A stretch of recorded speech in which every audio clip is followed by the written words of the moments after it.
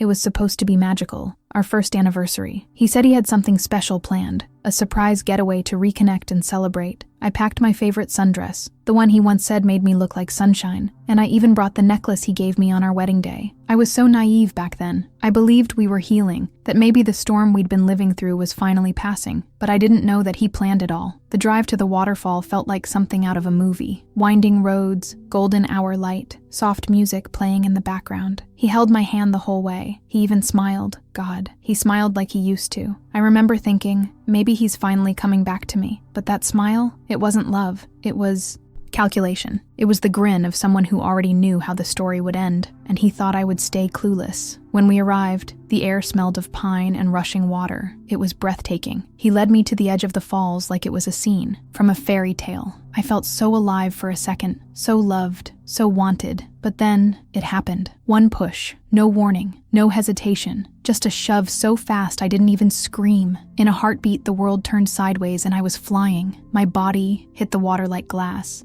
and everything went black. He broke me first, not with the fall, but with the betrayal that led to it. Because the second I surfaced, coughing and gasping, I looked up and saw him, just standing there. No panic, no reaching out, no regret. He just watched me struggle. And then, loud enough for the wind to carry his words, he said, "Now I'm finally free." That's when I knew. He didn't just want to hurt me, he wanted me gone. It's strange how fast your mind shifts in moments like that. I wasn't thinking about love anymore. I was thinking about survival, about air, about getting out of the current before it pulled me under again. I barely knew where I was, but I remembered what my father had taught me years ago in the lake, near our house. Float first, then swim. My arms were screaming, my legs cramping, but I moved anyway, because my silence was my answer to the man who left me for dead. When I finally pulled myself onto the riverbank, shaking, bleeding, soaked to the bone, I didn't cry. Not yet. I just lay there for a while, staring at the sky, wondering how I didn't see this coming. But the truth is, maybe I did. Maybe part of me always knew something was off. The late nights, the passwords changed, the coldness, that gut feeling I kept pushing down. Because I didn't want to believe that I was nothing to him, I sat there, in the dirt, drenched and trembling, and the memories started flooding back. I found the messages, months ago. Conversations with a woman named Elle. They were explicit, cruel. He called me a burden, said he was stuck. When I confronted him, he turned it around, gaslighted me, made me feel crazy, and in the end, I stayed. Because I thought I could fix it. Because I believed he never saw it coming. The revenge, the fight, the fire I was now about to unleash. This wasn't just betrayal. This was attempted murder. He betrayed me in every possible way. Emotionally, mentally, physically. And worst of all, I let it happen piece by piece until it nearly cost me my life. But that day at the waterfall, something else was born in me. A kind of rage, a kind of clarity, a vow, not out loud, but inside. If I survived this, I would never be the same. I wouldn't just get even. I'd get ahead. They say nobody believed her when she told the truth. I know that feeling. I know the shame, the doubt, the isolation. But not this time. I was going to make sure people saw what he did, what he tried to erase. Because this wasn't a fairy tale gone wrong. It was a story of betrayal, and I was done.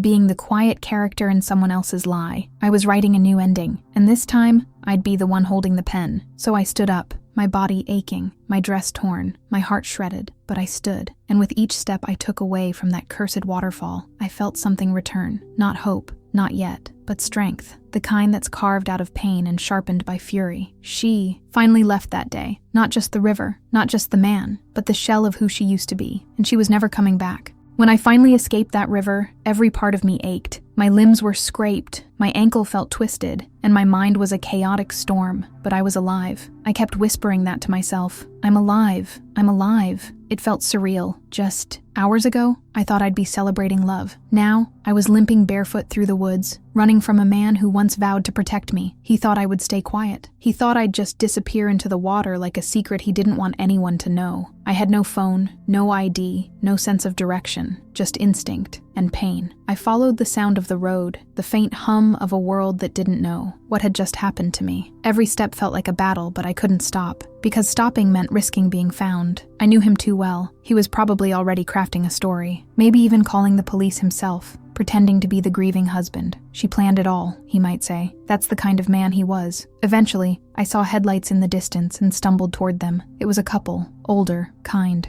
They looked at me like they'd seen a ghost. I didn't even have to explain. My body said enough. The woman gave me a blanket. The man handed me water. I didn't cry. Not yet. My tears were stuck somewhere deep. like my voice. All I could say was, "Please, don't call him." That was the only sentence I had strength for. That was my protection. My silence was my answer. They took me to a small clinic off the highway. A nurse cleaned my wounds and asked gentle questions. I lied. I said I fell while hiking alone. I wasn't ready to explain. Not yet. Because once you speak it aloud, once you say, "My husband tried to kill me," you can't take it back. You can't undo the shift that happens in people's eyes. The pity, the disbelief, the judgment. I wasn't ready for that. I was still trying to breathe. That night, I stayed in a cheap motel. The couple paid for it. I didn't even ask their names. I just needed to be alone. I stared at the ceiling for hours, hearing the water again and again. The moment he pushed me, the sound of my own scream caught in my throat, over and over like a loop. That's when it hit me. This wasn't over. Not by a long shot. This was the beginning of something. Something cold. Something calculated. Something called revenge. The next morning, I texted one person, Clara, my oldest friend, the only one I trusted enough to say the words out loud. She didn't hesitate. No, are you sure? No disbelief. She just said, "Come," and I did. She picked me up, took me in, and gave me the safest place I'd had in years. Her spare room became my sanctuary. That tiny space smelled like lavender and old books. I slept for 16 hours straight. When I woke up,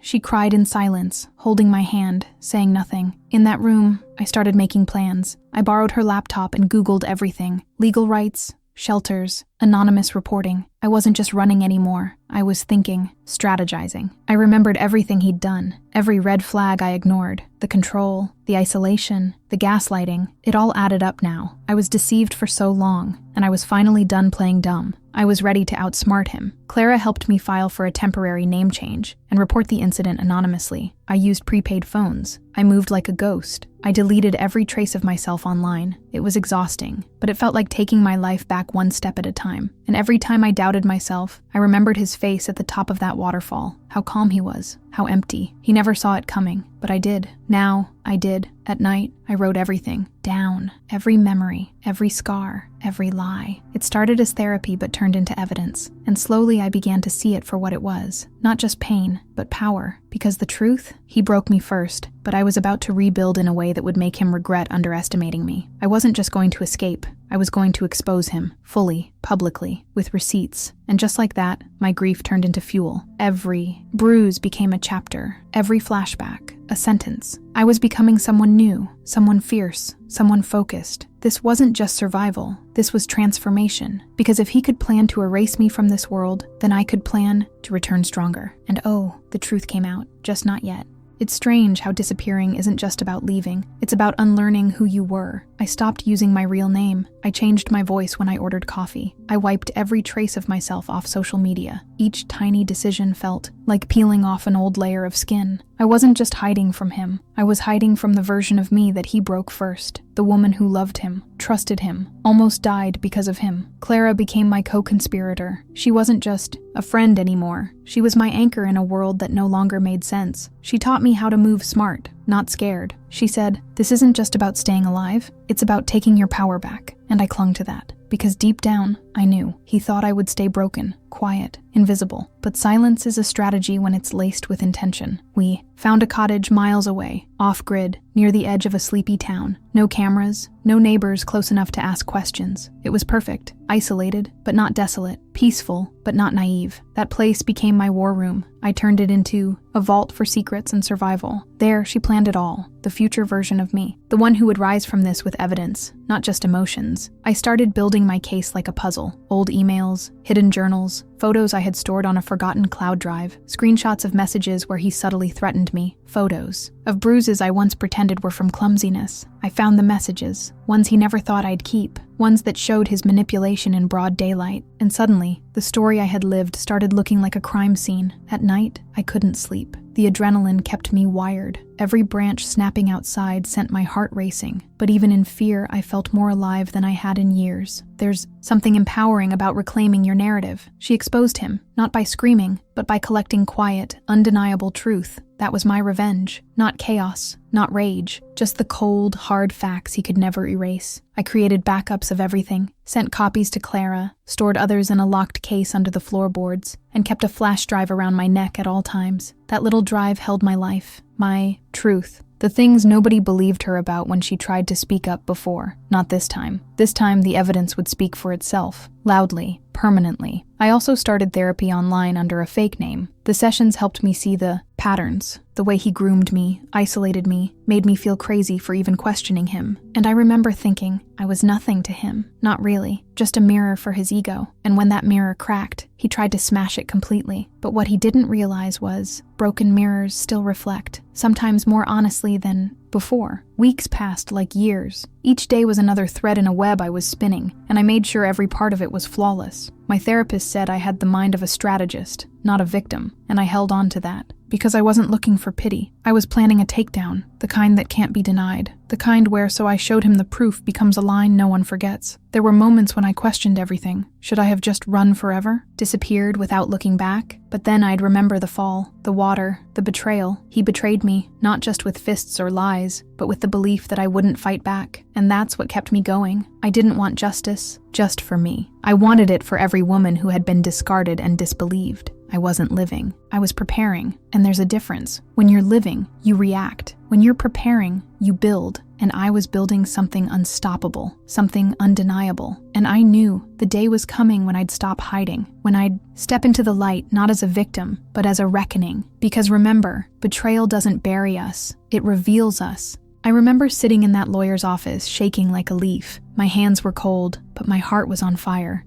For the first time since the waterfall, I spoke it all out loud. Every bruise, every threat, every moment of control I had excused as just a bad day. He broke me first, and now it was time I showed him the proof. My silence was my answer for too long, but this time, I wasn't going to whisper. I was going to roar, with documentation, with evidence, with the truth. The lawyer, Melissa Grant, didn't flinch when I told her everything. She didn't treat me like a victim. She looked at me like a witness with power. Together, we began digging into the past, opening up old wounds to gather fresh ammunition. Emails he thought he deleted, I had backups. Financial records with strange patterns, she caught them in minutes. I found the messages he sent Clara, mocking me, planning. She planned it all, but this time, it was me doing the planning. It wasn't just about the waterfall anymore. It was about the stories of betrayal that led up to it. The manipulation, the gaslighting, the way he made me feel like I was nothing to him. Those things don't leave scars on the skin, but they bleed deep. Melissa taught me something powerful. Abuse doesn't need to leave a mark to be real. That became our mantra while we built the case. If it broke your spirit, it counts. And he broke me first, long before that fall. Day by day, we compiled everything. Photos of injuries I had once hidden behind scarves, voice memos of his screaming tirades, screenshots of threats buried in jokes. She cried in silence. Wasn't just a metaphor, it was the truth of my nights. And now, those silent cries became exhibits in a growing file of evidence. Piece by piece, I began to reclaim my voice through paper and proof. Melissa introduced me to a therapist who helped document the emotional toll. I'll never forget her saying, "You don't need to be falling apart to qualify as a survivor." That shattered something in me, in a good way. It gave me permission to stop pretending I was fine. I was deceived. I was betrayed. And now, I was ready to tell the world, but not with rage. No, with strategy, with elegance, with precision. We even reached out to others. Friends, neighbors, my old manager, people who had seen hints of what was going on. Some had stories, others had suspicions. One said, "I thought you'd never leave him. He always made you feel so small." That one hit me hard. He thought I would stay. That was his biggest mistake, because I didn't just leave. I returned, with a mission. Every document added to our file felt like I was gluing myself back together, slowly, quietly, intentionally. Revenge? Maybe, but not the petty kind. This was justice. This was truth in motion. This was for every time I doubted myself. For every time nobody believed her. For every woman like me who thought silence was strength.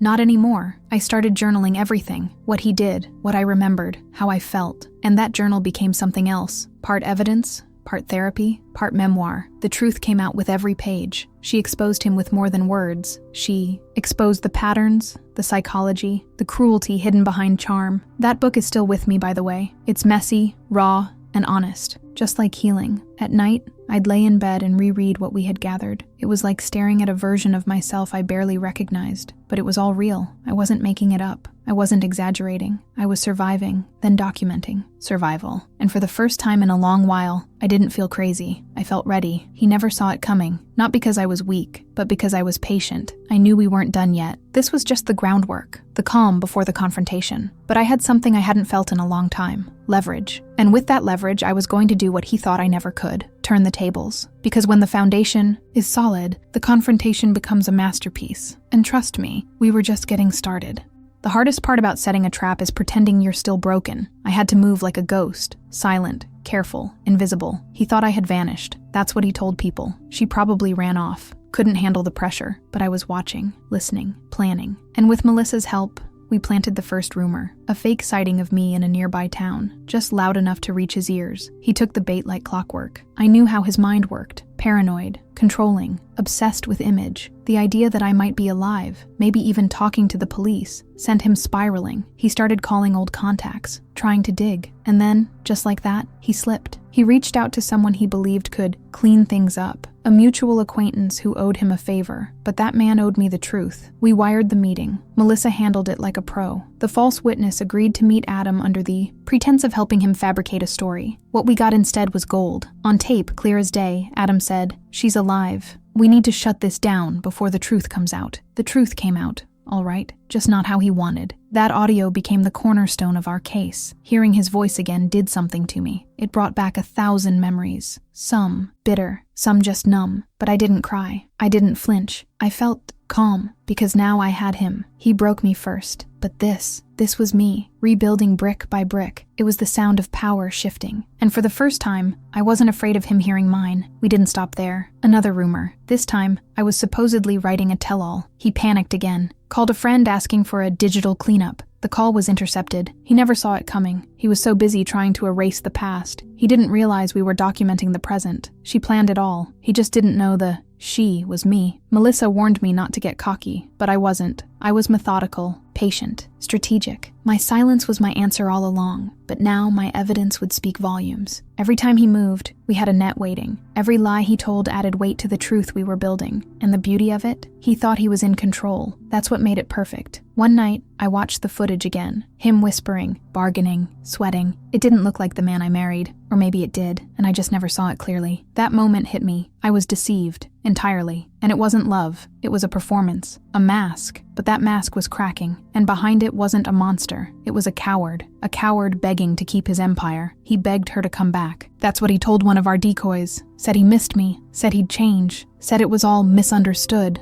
But how do you misunderstand pushing someone into a waterfall and walking away? That wasn't confusion. That was betrayal. Pure and planned. And now he was the one scrambling for mercy. The irony wasn't lost on me. I had no intention of going back. Not physically, not emotionally, not legally. I was past that version of myself. But I knew I had one more step to take, a confrontation. Not for closure, for consequence. He exposed himself with every move. He gave me everything I needed to finish what he started. And believe me, I was going to finish it with grace and fire. The next step was court, a place he never imagined we'd end up. He thought I would stay buried, quiet, forgotten, but I found the messages. I built the case, and now I was walking into that courtroom with my head high, evidence in hand, and a fire in my chest. Because some storms don't destroy you, they forge you. And the next chapter, it was going to shake everything he built.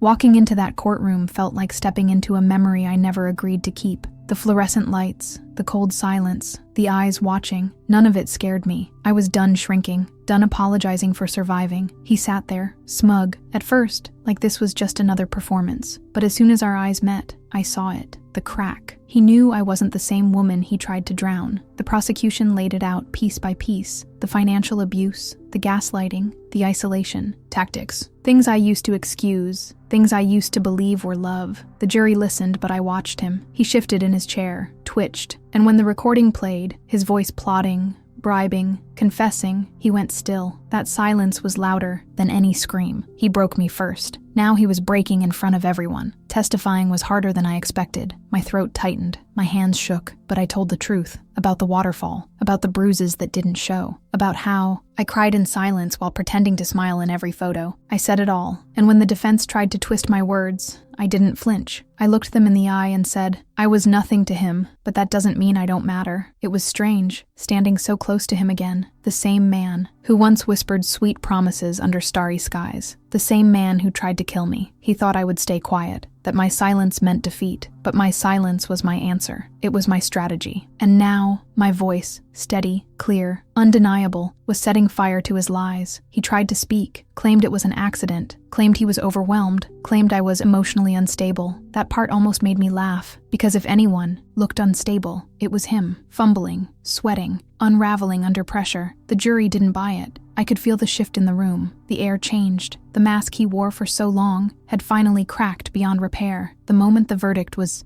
read, I didn't cry. I didn't celebrate. I just breathed. 15 years. Attempted murder. Fraud. Abuse. And while no sentence could undo what he did, it was enough to feel like justice. She finally left, and the law finally followed her lead. It didn't erase the trauma, but it validated the truth. He betrayed me, and this time, he couldn't escape the consequences. Afterward, he begged her to come back. Can you believe that? Through his lawyer, he sent a message. I still love you. Please visit. Let's talk. I didn't respond. I didn't need. And he never saw it coming, that the woman he thought he broke was capable of standing taller than he ever did. He thought I'd need him. He forgot who taught me how to swim. Outside the courthouse, a woman approached me, said my story gave her courage. She'd been hiding bruises for years. That moment hit harder than the verdict, because maybe this wasn't just about revenge. Maybe it was about something more, something bigger. She cried in silence too, and now she wasn't alone. None of us are, really. We just forget that sometimes. He was sentenced, but I was free. There's a difference. One is confinement, the other is rebirth. I walked out of that courtroom not just as a survivor, but as a storyteller, a truth teller. And while my story started in betrayal, it wasn't going to end there. No way. I had more to say, more to do, more women to reach, and more justice to plant in the world. That day, I didn't just win a case. I reclaimed a life, mine. But even as the door closed behind me, I knew this chapter wasn't over. The real transformation, it was just getting started.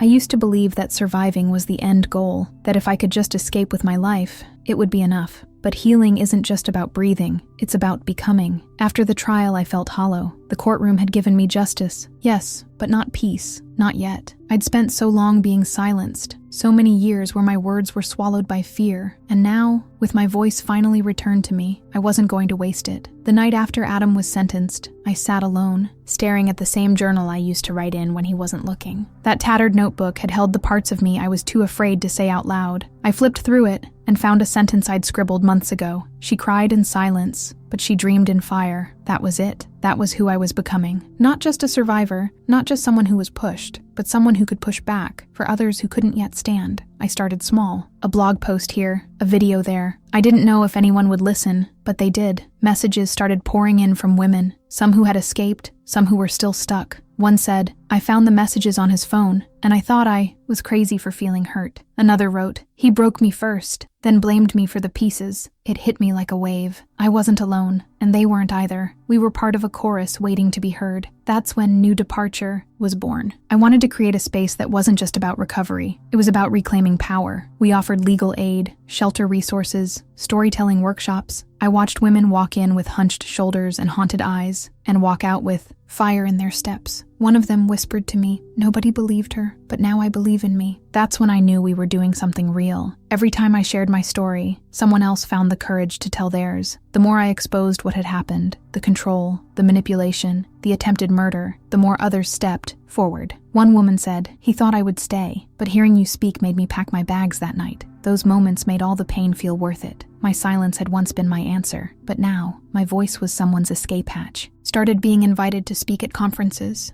schools, even prisons.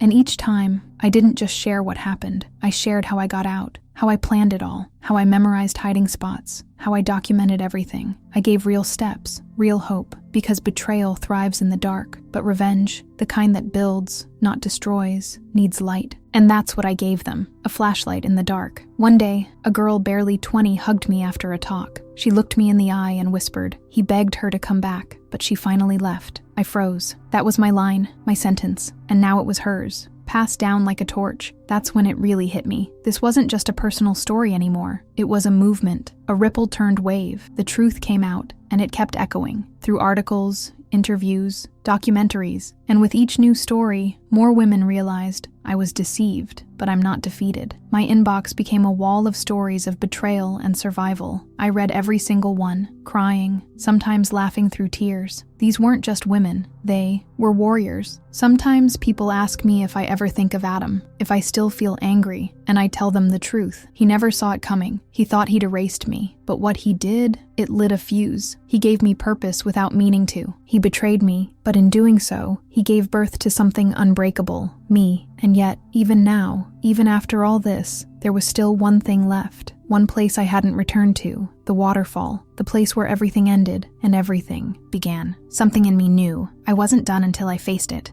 I didn't sleep much the night before I went back. My body was calm, but my heart raced like it had unfinished business. There's something surreal about returning to the scene of your own attempted murder. Most people don't get that chance, but I needed it. Not for revenge, not for drama, for closure. It had been exactly 1 year since Adam pushed me into that waterfall. 1 year since he whispered, "I'm finally free." Oh, the irony. The sky was overcast when I got there, as if the world was holding its breath with me. The sound of the water crashing down was louder than I remembered, like it was trying to drown out every memory. I walked the trail slowly, each step a conversation with the past. I remembered the way he smiled that day, how he held my hand just moments before letting go. I was nothing to him. That thought used to haunt me. Now, it just made me feel clean, like I'd rinsed the lie off. I stopped at the edge where the fall had happened. My hands shook a little. That's where I almost died. That's where she cried in silence. That broken version of me who didn't believe anyone would care enough to listen. But now, I had names. I had faces. Women I'd helped. Women who helped me. I wasn't alone. He thought I would stay. Instead, I came back stronger than he could have ever imagined. I took out the ring, the one I'd hidden in the back of my drawer for months. It wasn't about the gold or the diamond. It was about everything it represented. Manipulation, fear, lies. He broke me first. That ring had once felt like a promise. Now, it looked like a shackle. I held it for a second longer, then tossed it into the water. The splash was small, but it echoed through my chest like thunder. And just like that,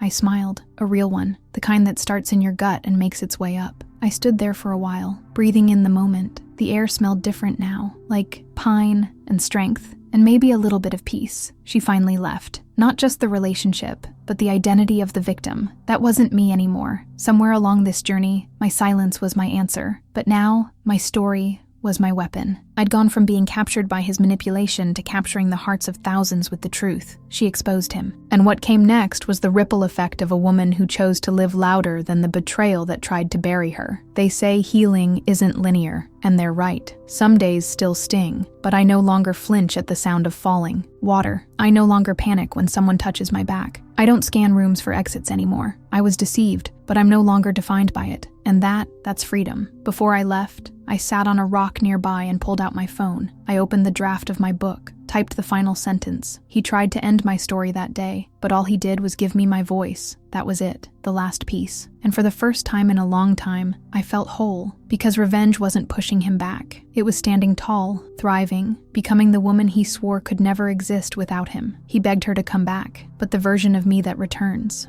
Now, she doesn't need saving. She is the storm. She is the calm after, and she is just getting started.